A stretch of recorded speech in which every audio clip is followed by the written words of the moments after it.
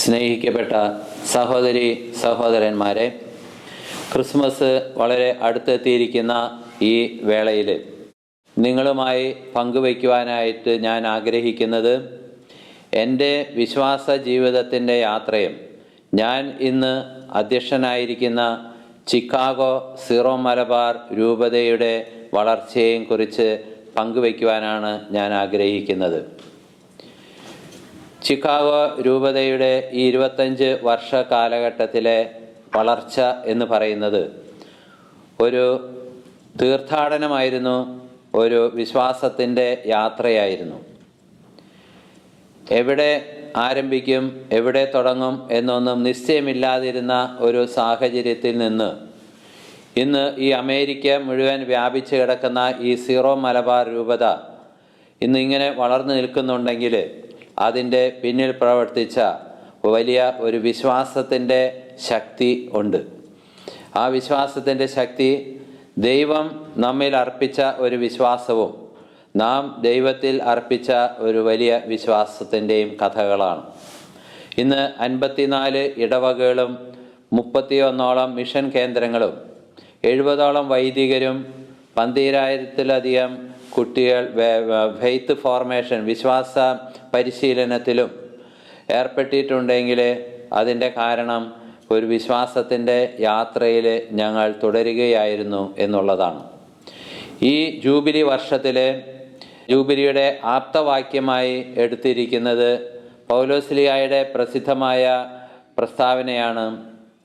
ഞങ്ങൾ സഞ്ചരിക്കുന്നത് നഗ്നമായ കണ്ണുകളെ കൊണ്ടല്ല, പിന്നെയോ വിശ്വാസത്തിൻ്റെ കണ്ണുകളെ കൊണ്ടാണ് ഞങ്ങൾ സഞ്ചരിക്കുന്നത് എന്ന ആപ്തവാക്യമാണ്. വിശ്വാസമാണ് നമ്മെ മുന്നോട്ട് നയിക്കുന്ന പ്രധാന ഘടകം. നമ്മുടെ ശരീരത്തിന് എപ്രകാരം വായു, ഓക്സിജൻ ആവശ്യമാണോ അതുപോലെ തന്നെ പ്രധാനപ്പെട്ടതാണ് നമ്മുടെ മനുഷ്യജീവിതം മുന്നോട്ട് കൊണ്ടുപോകണമെങ്കിൽ വിശ്വാസവും വളരെ അവശ്യ ഘടകമാണ്. വിശ്വാസമില്ലാതെ നമുക്ക് ഈ ലോകത്തിൽ ജീവിക്കുക വളരെ പ്രയാസമാണ്. വിശ്വാസത്തിന് 2 ഘടകങ്ങളുണ്ട്. ഒന്ന് ദൈവത്തിലുള്ള നമ്മുടെ വിശ്വാസം, അതുപോലെ നമ്മുടെ സഹോദരങ്ങളിലുള്ള നമ്മുടെ വിശ്വാസം. ഒരു സ്വാഭാവികമായ ഒരു വിശ്വാസമുണ്ട്, അതുപോലെ തന്നെ അതിസ്വാഭാവികമായ ഒരു വിശ്വാസവുമുണ്ട്. എന്താണ് സ്വാഭാവികമായി നമുക്കുള്ള വിശ്വാസം? ഞാൻ ഒരു ഉദാഹരണം പറയാം. നമ്മൾ ഒരു ബസ്സിൽ യാത്ര ചെയ്യുന്നു എന്ന് വിചാരിക്കുക, അല്ലെങ്കിൽ ഒരു ഫ്ലൈറ്റിൽ നമ്മൾ യാത്ര ചെയ്യുന്നു എന്ന് വിചാരിക്കുക. ആ ബസ്സിലോ ഫ്ലൈറ്റിലോ നമ്മൾ യാത്ര ചെയ്യണമെന്നുണ്ടെങ്കിൽ ആ ബസ്സിനെയോ ആ വിമാനത്തെയോ നയിക്കുന്ന ഒരു ഡ്രൈവർ അല്ലെങ്കിൽ പൈലറ്റിൽ നമ്മൾ അർപ്പിക്കുന്ന ഒരു വിശ്വാസമുണ്ട്. ഈ ബസ് ഓടിക്കുന്ന ഡ്രൈവർ വിശ്വസ്തനാണെന്നും എന്നെ ലക്ഷ്യസ്ഥാനത്തേക്ക് എത്തിക്കും എന്നുമുള്ള ഉറപ്പ് ബോധ്യം എന്നെ നയിക്കുന്നത് കൊണ്ടാണ് ഞാൻ ആ ബസ്സിൽ കയറുന്നത്. അങ്ങനെ ഒരു ഉറപ്പുള്ളത് കൊണ്ടാണ് ഞാനൊരു ഫ്ലൈറ്റിൽ, വിമാനത്തിൽ ഞാൻ യാത്ര ചെയ്യുന്നത്. അപ്രകാരം ഒരു വിശ്വാസമില്ലാത്ത ഒരു വ്യക്തിയെ സംബന്ധിച്ച് ആ യാത്ര വളരെ ദുഷ്കരമായിരിക്കും. അദ്ദേഹത്തിന് ആ ലക്ഷ്യസ്ഥാനത്തേക്ക് എത്തിച്ചേരാനായിട്ട് സാധിക്കുകയില്ല. അപ്പോൾ വിശ്വാസമാണ് നമ്മെ നമുക്കതിന് പ്രേരണ നൽകുന്നത്. ഞാൻ ജീവിക്കുന്ന ഈ ലോകത്തിൽ എനിക്ക് വിശ്വാസമുണ്ടായിരിക്കണം, എൻ്റെ സഹോദരങ്ങളിൽ എനിക്ക് വിശ്വാസമുണ്ടായിരിക്കണം, എൻ്റെ ചുറ്റുപാടുകളിൽ എനിക്ക് വിശ്വാസമുണ്ടായിരിക്കണം. അപ്രകാരമുള്ളൊരു വിശ്വാസമുണ്ടെങ്കിൽ മാത്രമേ നമ്മുടെ ജീവിതത്തെ നമുക്ക് മുന്നോട്ട് കൊണ്ടുപോകാനും മധുരതരമാക്കുവാനും സുഗമമാക്കുവാനും നമുക്ക് സാധിക്കുകയുള്ളൂ. ഞാൻ ഒരു ഡോക്ടറെ കാണാനായിട്ട് ഞാൻ ചെല്ലുമ്പോൾ ആ ഡോക്ടറെ ഞാൻ കാണുന്നത് എന്തുകൊണ്ടാണ്? വൈദ്യശാസ്ത്രത്തിൽ അദ്ദേഹത്തിന് പ്രാഗൽഭ്യം ഉണ്ടെന്നും എൻ്റെ ഈ അസുഖത്തിൽ അദ്ദേഹത്തിന് എൻ്റെ രോഗം കണ്ടുപിടിക്കുവാൻ കഴിയുമെന്നും അതിന് അനുസൃതമായിട്ടുള്ള പ്രതിവിധി മരുന്ന് അദ്ദേഹത്തിന് കൽപ്പിക്കുവാനായിട്ട് സാധിക്കുമെന്നുള്ള ബോധ്യമാണ്. ആ ഡോക്ടറിൽ ഞാൻ ഒരു വിശ്വാസം അർപ്പിക്കുന്നത് കൊണ്ടാണ് ഞാൻ ആ ഡോക്ടറെ പോയി കാണുന്നത്. ആ ഡോക്ടറുടെ നിന്ന് ഞാൻ പ്രിസ്ക്രിപ്ഷൻസ് വാങ്ങിക്കുകയോ നിർദ്ദേശങ്ങൾ സ്വീകരിക്കുകയോ അദ്ദേഹം പറയുന്നതനുസരിച്ച് ഞാൻ എൻ്റെ ജീവിതത്തെ ക്രമപ്പെടുത്തുകയോ ഒക്കെ ചെയ്യുന്നത്. അതുപോലെ അദ്ദേഹം എനിക്ക് എഴുതി തരുന്ന മരുന്ന് ഞാനൊരു ഫാർമസിയിൽ പോയിട്ട് ഞാനത് കൊടുത്ത് വാങ്ങിച്ച് ഞാനത് ഭക്ഷിക്കുന്നു, അത് ഞാൻ സേവിക്കുന്നു. അങ്ങനെ എൻ്റെ രോഗം മാറുവാൻ ഇടയാകുന്നു. അപ്പോൾ ഒരു വിശ്വാസമാണ് ആ രോഗത്തെ മാറ്റുന്നത്. അതിൽ ഞാൻ മരുന്ന് എന്നുള്ളത് ഒരു മാധ്യമമായിട്ട് വർക്ക് ചെയ്യുകയാണ്. ആ മാധ്യമത്തിലൂടെ ഞാൻ അർപ്പിച്ച വിശ്വാസം എന്നിൽ പ്രവർത്തിക്കുമ്പോഴാണ് ആ അസുഖം എനിക്ക് മാറാനായിട്ട് ഇടയാകുന്നത്. ഇതെല്ലാം സ്വാഭാവികമായ വിശ്വാസത്തിൽ വരുന്ന കാര്യങ്ങളാണ്. A natural faith. ഇത് ഇല്ല എങ്കിൽ നമ്മുടെ ജീവിതം വളരെ ദുഷ്കരമാകും. നമ്മുടെ കൂടെയുള്ളവരെ നമ്മൾ വിശ്വസിക്കണം. നമ്മളുടെ കൂടെ പ്രവർത്തിക്കുന്ന ജോലിക്കാരെ, തൊഴിലാളികളെ, നമ്മുടെ കൂടെ പ്രവർത്തിക്കുന്ന നമ്മുടെ സഹോദരങ്ങളെ, നമ്മുടെ മാതാപിതാക്കളെ, നമ്മുടെ ജീവിത പങ്കാളിയെ നമ്മൾ വിശ്വസിക്കുന്നില്ല എങ്കിൽ നമ്മുടെ ജീവിതം നമ്മൾ ദുഷ്കരമാക്കും. അപ്പോൾ ഒരു സ്വാഭാവികമായ നമ്മുടെ ജീവിതത്തിന് വിശ്വാസം വളരെ അത്യാവശ്യമാണ്. അങ്ങനെ ഒരു വിശ്വാസമില്ലാത്തവർ ജീവിതം വളരെ ദുഷ്കരമാക്കിക്കൊണ്ടായിരിക്കും മുന്നോട്ട് പോകുന്നത്. അങ്ങനെ വളരെയധികം ബുദ്ധിമുട്ടുകളിലൂടെ പോകുന്ന ചില വ്യക്തികളൊക്കെ എനിക്ക് കാണുവാനായിട്ട് ഇടയായിട്ടുണ്ട്. അവരൊക്കെ ആ വിശ്വാസത്തിലേക്ക് കടന്നു വരുവാനായിട്ട് നാം പ്രാർത്ഥിക്കേണ്ടിയിരിക്കുന്നു. ഇനി മറ്റൊരു വിശ്വാസത്തിൻ്റെ തലമാണ് അതിസ്വാഭാവികമായ വിശ്വാസം എന്നുള്ളത്. അതാണ് ദൈവത്തിലുള്ള എൻ്റെ വിശ്വാസം. ഞാൻ ദൈവത്തെ കാണുന്നില്ല എങ്കിലും, ഞാൻ ദൈവവുമായിട്ട് എനിക്ക് നേരിട്ട് പരിചയപ്പെടാനായിട്ട് കഴിഞ്ഞിട്ടില്ല എങ്കിലും ആ ദൈവമുണ്ടെന്നും ദൈവമാണ് എന്നെ സൃഷ്ടിച്ചതെന്നും ആ ദൈവം അറിയാതെ ഒന്നും എൻ്റെ ജീവിതത്തിൽ സംഭവിക്കുന്നില്ല എന്നുമുള്ള എൻ്റെ ഒരു ബോധ്യമാണ്.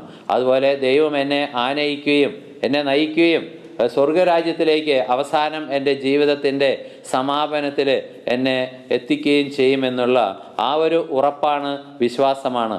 ഞാൻ സ്വർഗത്തെ കണ്ടിട്ടില്ല എങ്കിലും ആ സ്വർഗത്തെക്കുറിച്ചുള്ള ഒരു ബോധ്യം എനിക്ക് മറ്റ് പല വ്യക്തികളിൽ നിന്നും ദൈവത്തിൻ്റെ അരുളപ്പാടുകളിൽ നിന്നും വെളിപാടുകളിൽ നിന്നുമൊക്കെ എനിക്ക് മനസ്സിലാക്കുവാൻ സാധിച്ചിട്ടുള്ളത് കൊണ്ട് ഞാൻ ആ വക ദൈവിക രഹസ്യങ്ങളിൽ ഞാൻ അർപ്പിക്കുന്ന ഒരു വിശ്വാസമുണ്ട്.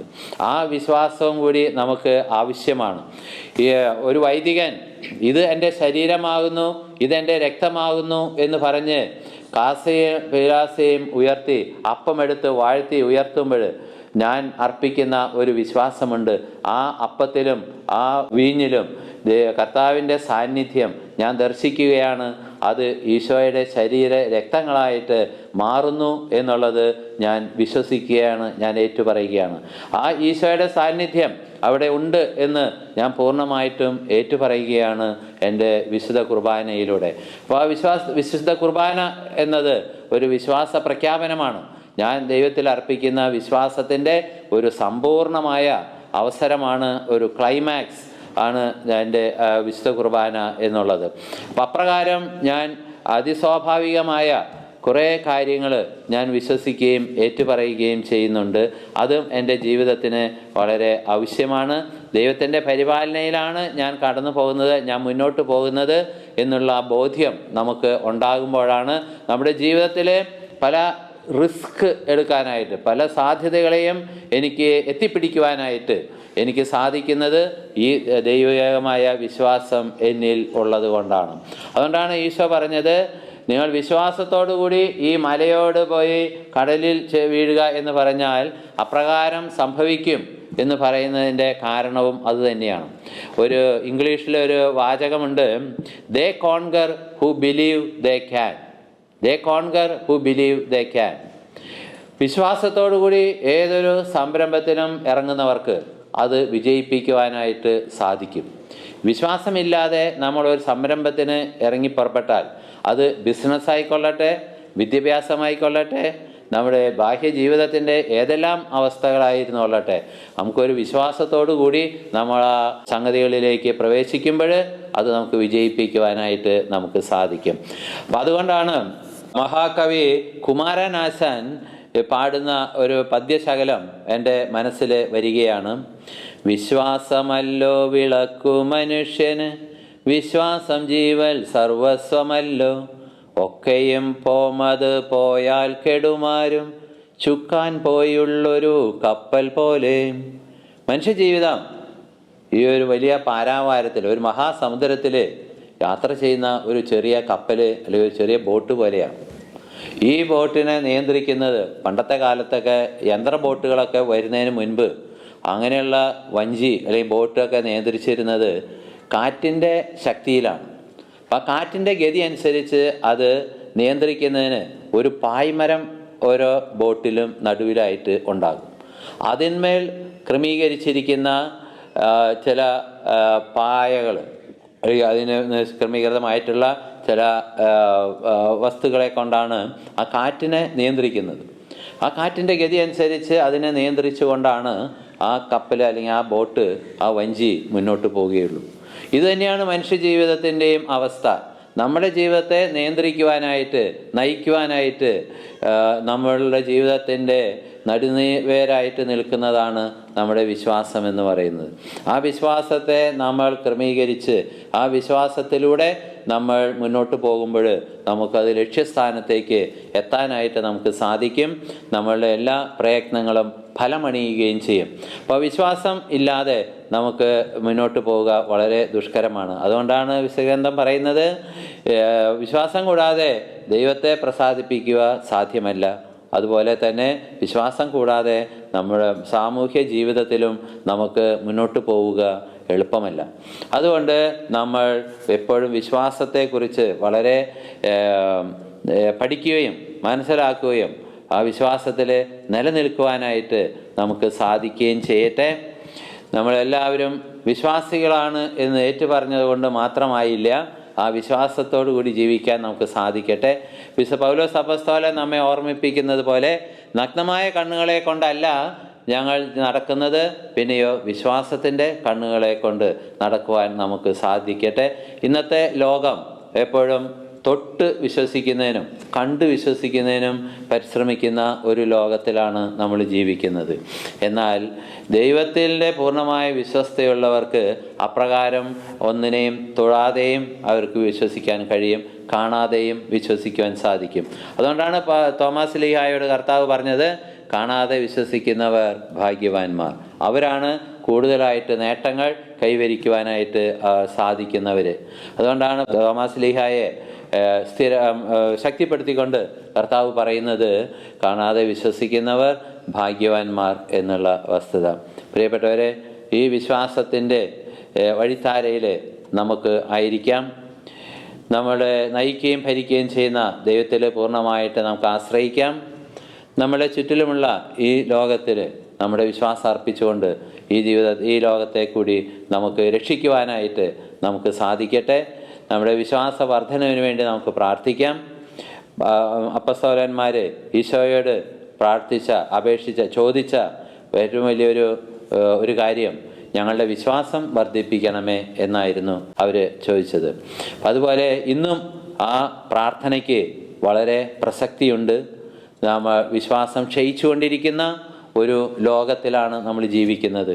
കൂടുതൽ മെറ്റീരിയലിസ്റ്റിക്, ഭൗതികതയിലേക്ക് കൂപ്പുകുത്തി നിൽക്കുന്ന ഈ ലോകത്തിൽ വിശ്വാസത്തേക്കാൾ കൂടുതലായിട്ട് തൊട്ട് പരിചയിച്ച് വിശ്വസിക്കുന്നവരുടെ ഒരു കാലഘട്ടത്തിലാണ് നമ്മൾ ജീവിക്കുന്നത്.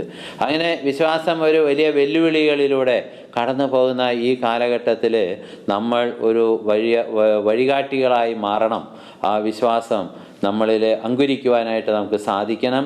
നിങ്ങൾ ഭൂമിയുടെ ഉപ്പാകുന്നു, നിങ്ങൾ ഭൂമിയുടെ വെളിച്ചമാകുന്നു എന്ന് പറഞ്ഞ ഈശോ വിശ്വാസത്തിൻ്റെ രണ്ട് മനോഹരമായ സാദൃശ്യങ്ങളാണ് അതിലൂടെ നമുക്ക് കാണിച്ചു തന്നിട്ടുള്ളത്. ഒന്ന് ഉപ്പ്, മറ്റൊന്ന് പ്രകാശം. ഇത് വിശ്വാസത്തിൻ്റെ രണ്ട് ശക്തമായ പ്രതീകങ്ങളാണ്. ഉപ്പ് എപ്രകാരം ഒരു ഭക്ഷ്യവസ്തുക്കളെ സ്വാദിഷ്ടമാക്കുന്നുവോ, അതുപോലെ വിശ്വാസം നമ്മുടെ ജീവിതത്തെ കൂടുതൽ മനോഹരമാക്കുന്നതിനും ശക്തിപ്പെടുത്തുന്നതിനും സാധിക്കുന്നു. അതുപോലെ പ്രകാശം എപ്രകാരമാണ് നമുക്ക് വസ്തുക്കളെ കാണാനായിട്ട് സഹായിക്കുന്നത് അതുപോലെ തന്നെ വിശ്വാസം ഒരു പ്രകാശമായി നമ്മുടെ ജീവിതത്തിൽ എന്നും നിഴലിക്കുമ്പോൾ അത് മറ്റുള്ളവരെ കാണുവാനും സത്യം ഗ്രഹിക്കുവാനും നമ്മുടെ ഉള്ളുകളെ തുറക്കുവാനും നമുക്ക് അത് സാധ്യമാകുന്നു. പ്രിയപ്പെട്ടവരെ, ആ വിശ്വാസത്തിലേക്ക് വളർന്നു വരുവാനും നമുക്ക് ലഭിച്ച ആ വിശ്വാസദാനം സധൈര്യം മുന്നോട്ട് കൊണ്ടുപോകുവാനും അത് എന്നിൽ മാത്രം ഒതുങ്ങുന്നതല്ല, മറ്റുള്ളവർക്ക് കൂടി വിഭജിച്ചു കൊടുക്കുവാൻ നമുക്ക് ഏവർക്കും സാധിക്കട്ടെ. അങ്ങനെ നമ്മളുടെ വിശ്വാസയാത്ര നമുക്ക് തുടരാം. വിശ്വാസം ഇന്ന് നേരിടുന്ന പ്രതിസന്ധികൾ വളരെയധികം പ്രലോഭനങ്ങളിലൂടെ കടന്നു പോകുന്ന ഒരു സാഹചര്യമുണ്ട്.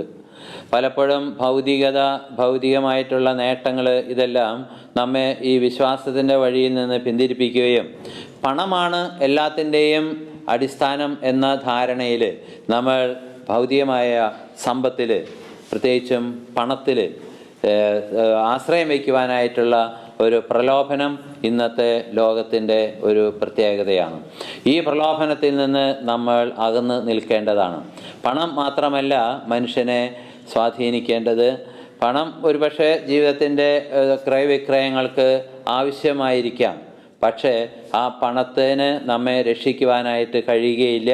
ആ പണം കൊണ്ട് നമുക്ക് ദൈവരാജ്യം നേടാനായിട്ട് നമുക്ക് സാധിക്കുകയില്ല എന്നുള്ളത് ഒരു വലിയ വസ്തുതയാണ്. ധാരാളം പണം സമ്പാദിച്ചവർ പെട്ടെന്ന് ഈ ലോകത്ത് നിന്ന് മറഞ്ഞു പോവുകയോ മരണം മൂലം അകന്നു പോവുകയോ ചെയ്യേണ്ടി വരുന്ന സാഹചര്യങ്ങളുണ്ട്.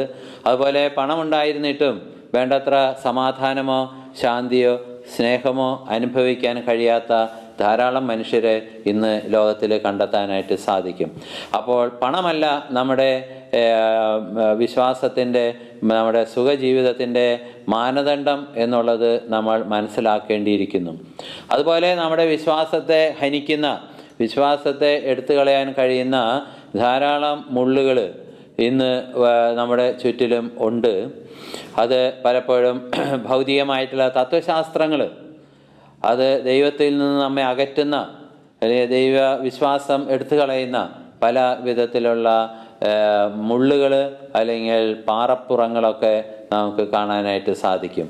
ഈശോ പറഞ്ഞ ഉപമ, ചില വിത്തുകൾ പാറപ്പുറത്ത് വീണു, ചില വിത്തുകൾ മുള്ളുകൾക്കിടയിൽ വീണു, വേറെ ചില വിത്തുകൾ കാക്കയും പക്ഷികളും കൊത്തിക്കൊണ്ടു പോവുകയും എന്ന മാതിരി നമ്മുടെ വിശ്വാസത്തെ കൊത്തിക്കൊണ്ടു പോകുന്ന അല്ലെങ്കിൽ ഞെരുക്കിക്കളയുന്ന പല സാഹചര്യങ്ങളും നമുക്ക് ഉണ്ടായേക്കാം. ആ സാഹചര്യങ്ങളിൽ നമ്മുടെ വിശ്വാസത്തെ ഉറപ്പിച്ചു നിർത്തുവാനായിട്ട് നമുക്ക് സാധിക്കേണ്ടതായിട്ടുണ്ട്. ആദിമ ക്രൈസ്തവർ തങ്ങൾ സ്വീകരിച്ചതായ ക്രൈസ്തവ വിശ്വാസം വളരെയധികം പരീക്ഷണങ്ങളിലൂടെ പോയ കാലഘട്ടത്തിൽ അവർ വളരെ ഉറച്ചു നിന്നു. അവരുടെ ആ പ്രേക്ഷിത വൃത്തിയിലൂടെ പരസ്പരം ശക്തിപ്പെടുത്തിക്കൊണ്ട് അവർ അവരുടെ ജീവിതത്തെ പിടിച്ചു നിർത്തി എന്നുള്ളത് നമ്മൾക്ക് വിശുദ്ധ ഗ്രന്ഥത്തിൽ അപ്പസ്തോല പ്രവർത്തനങ്ങളിൽ നാം കാണുന്ന ഒരു സത്യമാണ്.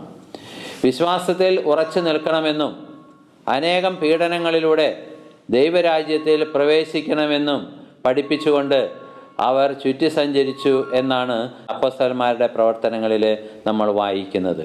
പ്രിയപ്പെട്ടവരെ, അപ്രകാരം എല്ലാ സാഹചര്യങ്ങളിലും വിശ്വാസത്തിന് വേണ്ടി ജീവിക്കുവാനും വിശ്വാസത്തിൽ ഉറച്ചു നിൽക്കുവാനും ആ വിശ്വാസം പ്രഘോഷിക്കുവാനും ആ വിശ്വാസം മറ്റുള്ളവരിലേക്ക് എത്തിച്ചു കൊടുക്കാനും നമുക്ക് ഏവർക്കും സാധിക്കട്ടെ. ദൈവത്തെ മുറുകെ പിടിച്ചുകൊണ്ട് ജീവിക്കുന്നവർക്ക് ഒന്നിനെയും ഭയപ്പെടേണ്ടതില്ല, എല്ലാം അവർക്ക് നന്മയ്ക്കായിട്ട് ഭവിപ്പിക്കുന്നു എന്നുള്ളത് വിശുദ്ധ ഗ്രന്ഥം നമുക്ക് നൽകുന്ന ഒരു വലിയ സാക്ഷ്യമാണ്. ഈ എന്നെ ശ്രവിക്കുന്ന ഷക്കീന TV-യുടെ എല്ലാ ശ്രോതാക്കൾക്കും ഞാൻ എല്ലാവിധ ആശംസകളും അർപ്പിക്കുന്നു. നിങ്ങളുടെ ജീവിതത്തെ വിശ്വാസം കൊണ്ട് മനോഹരമാക്കുവാൻ ഏവർക്കും സാധിക്കട്ടെ. ഈശോ മിശിഹായ്ക്ക് സ്തുതി.